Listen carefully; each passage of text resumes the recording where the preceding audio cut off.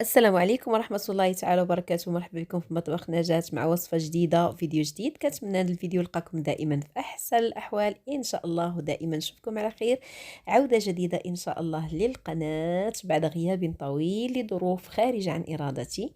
كنتمنى أن هذه العودة إن شاء الله تكون دائمة إن شاء الله، ورمضان مبارك سعيد. وخا جات متأخرة، ونقدم لكم إن شاء الله اليوم واحد المحنشة يعني بمذاق رائع جدا. ربما خصها تكون قبل من رمضان، ولكن يعني للظروف ارتأيت أنني نقدمها حتى لهذا الوقت هذا.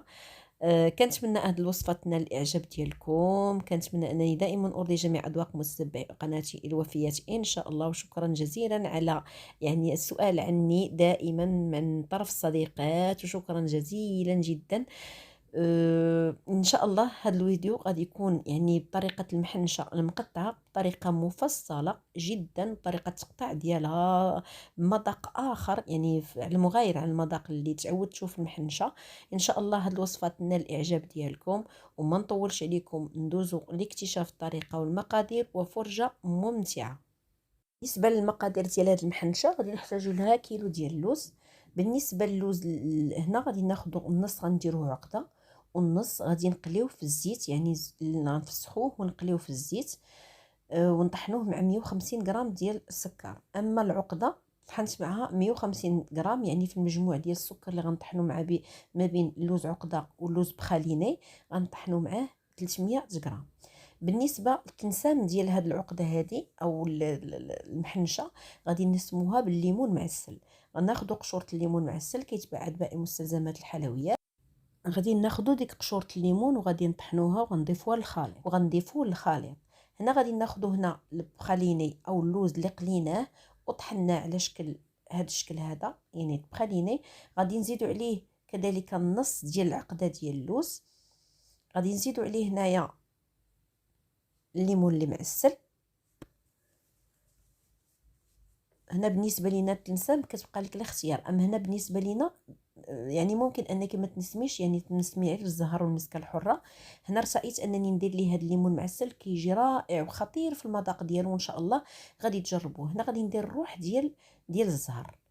الروح ديال الزهر هذه في حاله مثلا الا ما كانش اللوز غيطلق لينا الزيت غنكتفيو غير بالروح ديال الزهر. هنا غادي نحيدو من هاد لاباسين هادي ونحاولوا باش ندلكوه، وغنوريكم مثلا الاخطاء اللي ممكن ان الانسان يوقع فيها، سيرتو مثلا في اللوز بحال هكا. خصوصا ان اللوز كاين نوعيه ديال اللوز اللي كتطلق يعني الزيت. هنا غادي نديرو فواحد المعلقه ديال القرفه لانها كتماشى مع الليمون، وغادي نضيفو غادي نبداو ندلكو في الخليط. هنا كقاعده يعني دائما اننا اللوز اللي كيكون مقلي الا ضفناه للعقده كيطلق الزيت، يعني دائما. هنا غنوريكم الطريقه ان مثلا الا وقعتي في هذا المشكل، ان حاله ان وقعتي في المشكل وان اللوز ديالك طلق لك الزيت، غنوريك الطريقه كيفاش انك يعني تجمعيه يعني باش داك اللوز ديالك كله يعني الزيت اللي فيه يرجع ليه. هنا كنضيفوا ديك صفاره البيضه، غادي نضيفوا صفر بيضه،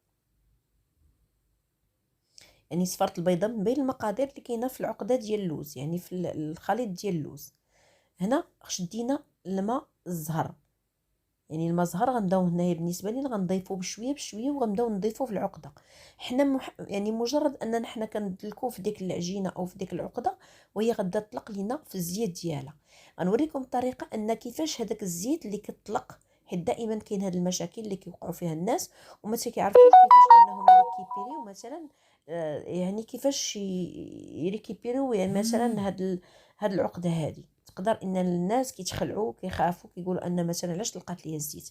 هنا كيف لاحظتوا انها طلقات ليا الزيت.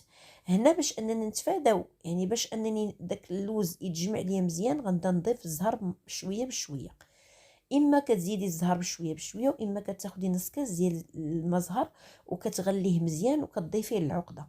ما حدك انت كتضيفي العقده وان داك الزيت كيختفي، وان الزيوت اللي كاينه في هذا كترجع للمكان ديالها الاصلي. شفتوا ان العقده كيف ولات، ما حدي انا كنزيد في الزهر وداك الزيت كيتشرب وكيرجع. دائما هذا هو، الا وقعتي في هذا المشكل هذا دائما كنوصيك انك ديري المزهر وتبقاي تدلكي يعني في العقده حتى كتحصلي على هذا الخليط بحال هكا. يعني تحصلي على عقده اللي كتكون رطبه. هنا بالنسبه لينا الكميه او الغراماج او شحال خصني ندير انا في البودان اللي خصني ندير فيه. هنا بالنسبه لي غندير فيه 100 غرام، خاصني انا ندير فيه 100 غرام.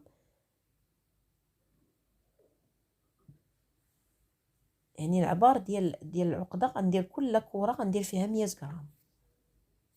وغادي ناخذ الورقه وغادي نقطعوها على هذا الشكل هذا.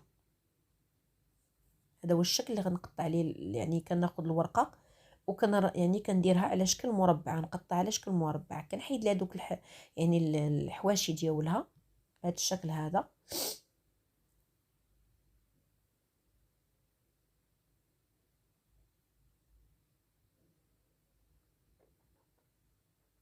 اما كتحيديهم بالمقص واما كتاخدي واحد السكين اللي كيكون حاد وكتقطعي به، كيبقى لك اللي متوفر عندك.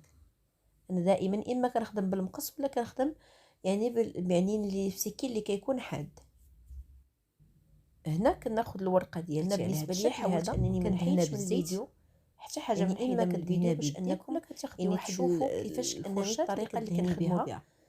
وهنا غادي ناخذ حربون اللي الغرام ديالو 100 غرام. انا قلت لكم انني العبار اللي خديت انا في المحنشه 100 غرام. غادي نحاول انني نحربلو على هذه الطريقه هذه. شو انا بالنسبه ليا وغادي ندخلو وسط الورقه على هذا الشكل هذا. نحيد دوك الجوانب وغادي نلوي الورقه ديالتي على هذا الشكل هذا.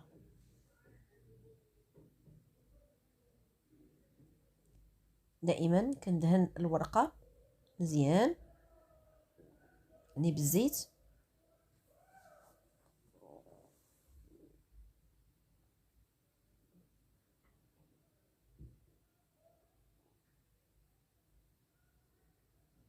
وكنلوي غادي نلوي، ولكن نحاول في الليه ديال المحنشه يعني ما نزيرش يدي باش ان ديك المحنشه تلقى انها فين. ملي كتعرفوا ان اللوز ملي كيدخل الفران كيتنتفخ، يعني خاصها باش ما تطرطقش ليك يعني وتفرقع لك، خاصك انك ديري لها الطريقه هذه وتلويها.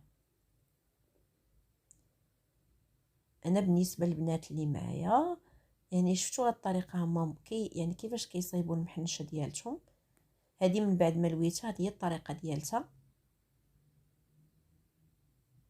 هنا تحاولي انك ما تزيريش يديك.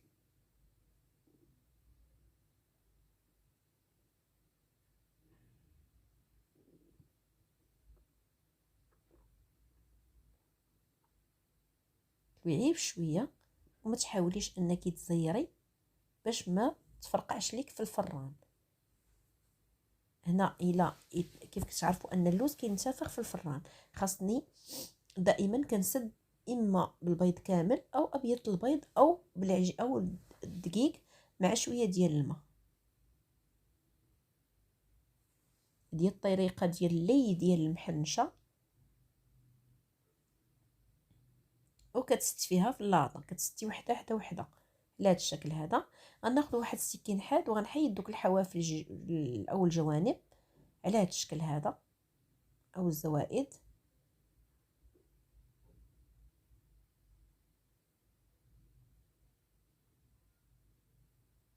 هنا اما كتقطعيها على هذا الشكل هذا يعني تدخليها الفران طيب بهذا الشكل وما تقطعيهاش حتى بالنسبه اللي كتجي صعيبه بالنسبه للتقطاع ديالها من بعد ما انها ملي كتكون ملي كطيب.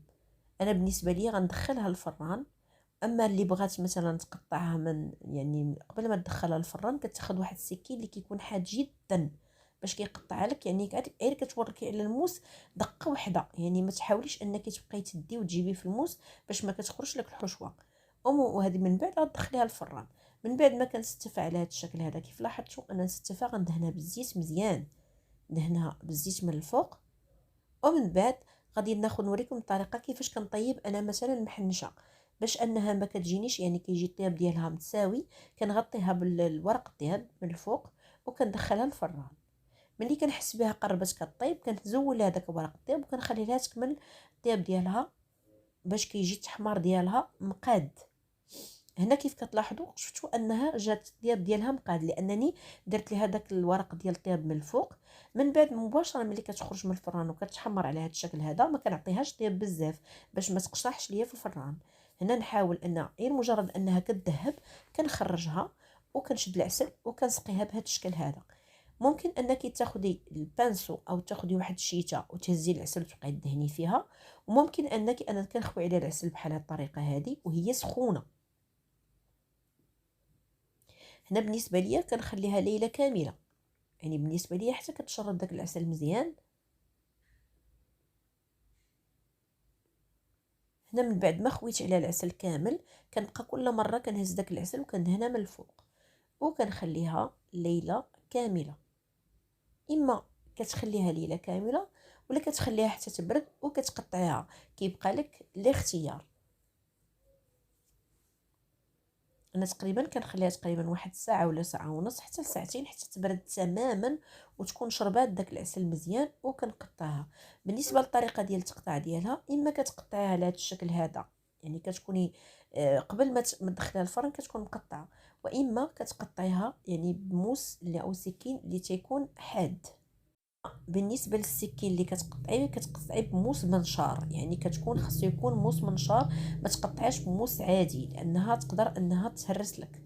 الموس المنشار كيساعدك بزاف انه يقطعها لك مزيان.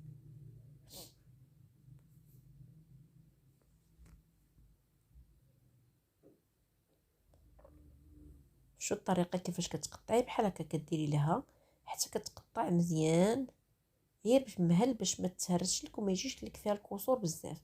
هنا الا كانت عندك تقطيعها من الاول، ملي كتقطعها من الاول ما كيجوش في هاد الكسور هكا. وهنا كتبداي تختاري ان مثلا القياسات اللي بغيتي، يعني على حسب الحجم اللي بغيتي. شو الطريقه ديالتها كتبقاي تنشري فيها حتى كتقطع.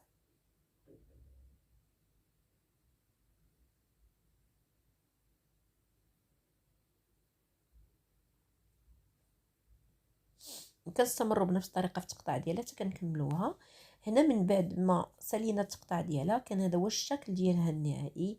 كتجي رائعه في المنظر ديالها وحتى في المذاق، صدقوني واحد المذاق اللي كيجي خطير ورائع جدا.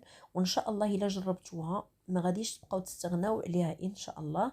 كنتمنى ان هذه الوصفه تنال الاعجاب ديالكم، كنتمنى انني دائما ارضي جميع اذواق متتبعي قناتي الوفيات اللي دائما مسانديني ومشجعني على الاستمرارية. الفيديو شرف للنهاية، دمتم في رعاية الله، وإلى فيديو جديد إن شاء الله مع مطبخ نجاة أو كويزين نجاة.